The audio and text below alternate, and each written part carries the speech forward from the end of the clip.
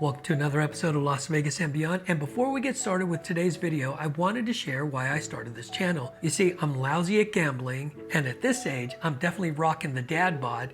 So I don't do the day clubs, and night clubbing, it takes me days to recuperate, not a day like it used to. So while my girlfriend was gambling, I would always go and look for things to do in Las Vegas. So that's what this channel is. It's about things that you can do with either by yourself or with friends or family. Now let's get started with this week's video. Why don't you get it by now? Tell me what you learned in grade school.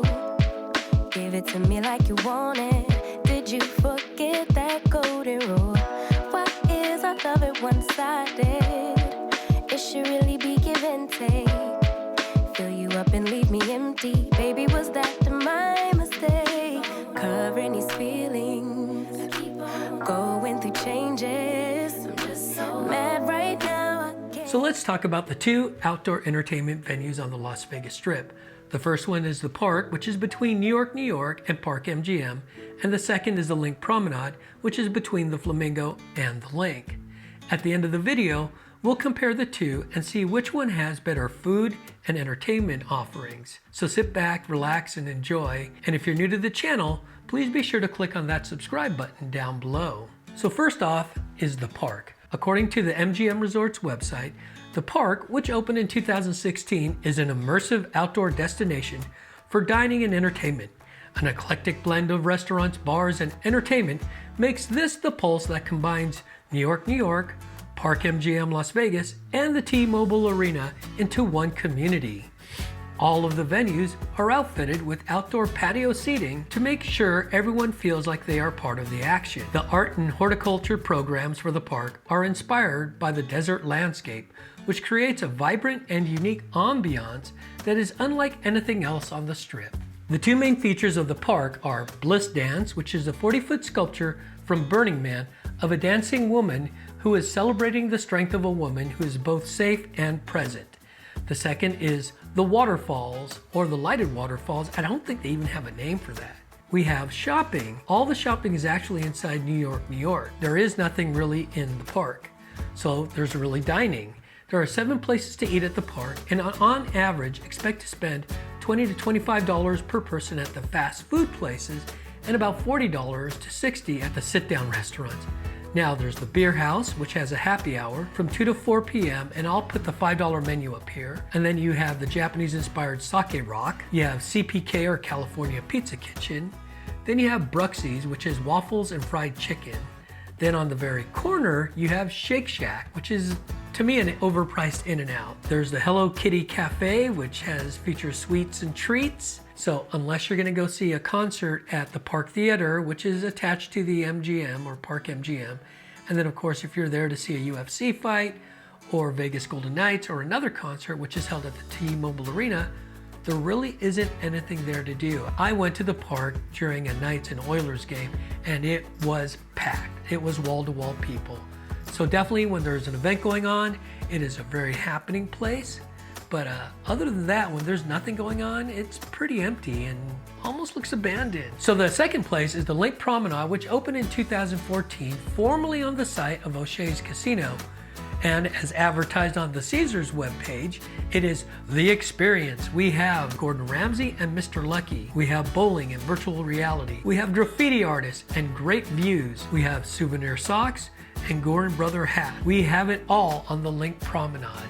But if you haven't been in a while, there are some new additions to the LINQ Promenade. The first one is the I Love Sugar, which is a 14,000 square foot candy superstore with a chocolate and fudge counter on the second floor, a 21-year-old and over candy martini bar. I Love Sugar replaced the Las Vegas store. The second new one is the Ice Bar, which replaced Sprinkles. There is an ice bar that's over at the shops at Mandalay. You go in and put on fur coats and drink alcohol. The third new addition is Razer, which is a high-end gaming computer and gear store. They also have a lounge, and the idea is to compete with esports at the Luxor. I believe it replaced 12 a.m. Run, which is a clothing store. And then the fourth new addition is Maxine's Deli, which replaced Cantor's Deli. So there are about 14 places that you can find food at the LINQ Promenade. On average, expect to spend about $15 to $20 per person at the fast food places and about 40 to 50 at the sit-down restaurants. So if you're looking for things to do at the LINQ Promenade, there's at least 5 attractions there. One is the High Roller, which I did a video on, and I'll be sure to put a link up here. They have Fly LINQ, which is their zip line. They have the typical VR adventures. There's Jimmy Kimmel's Comedy Club, but I think they're open from Thursday through Sunday. And then there's Brooklyn Bowl, which has bowling, and they also have concerts. So shopping. Is there shopping at the LINQ Promenade? Yes, there is. There are 12 specialty stores, but I'll be sure again to put another graphic up here so you can see what they have. Let's wrap this up. So things that I liked about the park. Well, first of all, there are plenty of quiet places to sit down and relax, especially if you're doing a lot of walking like I tend to do on the Strip. And it's away from Las Vegas Boulevard, so you're away from the really loud music. Second, when I said it's relaxing, I think it's because of the way it was designed. It's contemporary and modern throughout, which is why really it feels like a park. There's really only 2 things I don't care for, and that's one, if you're not going to attend an event, like see a UFC fight or watch the Knights play or see a concert, then besides taking photos at the waterfall or the Bliss statue, real quick photo tip, if you're gonna take your picture with the waterfalls, make sure you get there at sunset. That gives you about 20 to 30 minutes before it gets pitch black. That way you can see yourself and you could also get some color in the waterfalls.